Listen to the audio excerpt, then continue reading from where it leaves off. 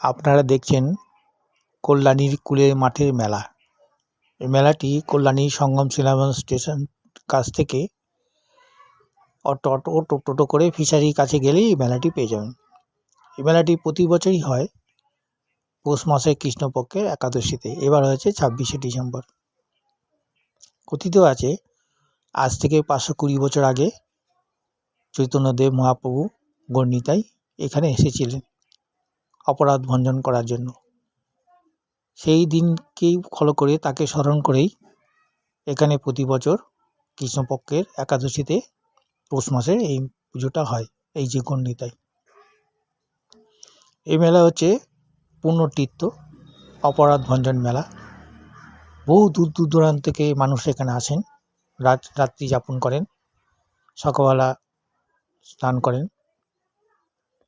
করে গণনিতাইকে ভোগ নিবেদন করেন, করে নিজেরা খেয়ে আবার চলে যান। এই যে নদীটা দেখছেন, ঝিলটা দেখছেন, এই যে গঙ্গা যমুনা সরস্বতীর মিলন ঝিল, এটাকে পুণ্য ঝিলও বলা হয়। এখানে স্নান করে গণনিতাইকে পুজো দেওয়া হয়। ঠিক আছে, হ্যাঁ, খই মই মুরকি বাতাসা মূলো দিয়ে সেই ঠাকুরকে ভোগ নিবেদন করা হয়।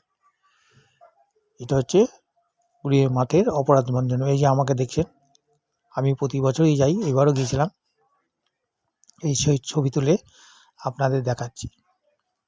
আমারও খুব ভালো লাগে, কারণ মেলার পরিবেশটা খুব সুন্দর। অনেকে এটা গোশালা, এই যে দেখছেন মালসা ভোগ, চিড়ে মুড়ি বাতাসা দিয়ে মালসা ভোগ এই দিয়ে সে গণনিতাইকে পূজা দেয়। এটা হচ্ছে দেখেন বাঞ্ছা কল্পতরু শিউলি গাছ। এখানে ঢিল পাথর বেঁধে অনেকে মনস্কামনা করেন, সেটা ফুলে যায়, সেই জন্য নাম দিয়েছে বাঞ্ছা কল্পতরু শিউলি গাছ।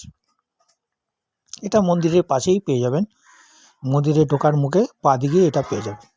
এই যে গণনিতাই মূর্তি আপনারা দেখছেন, সবাই পুজো দিচ্ছেন, তাদের যার যার মনোবাসনা থাকে সেটা কামনা করে, অনেকটা ফুলে যায়। এটা হচ্ছে অপরাধ ভঞ্জন মেলা নামে পরিচিত। অনেকে আবার গোশালা মাঠের মেলাও বলে থাকে। এই যে দেখছেন আমাকে, আমি এখানে এসেছি। হ্যাঁ, এখানে একটা বিশেষত্ব আমার খুব ভালো লাগে। আমি অনেকদিন দেখেছি পুজো ছাড়াও শনি রবিবারে দল বেঁধে পিকনিকের মতো এখানে লোকরা আসেন গাড়ি করে।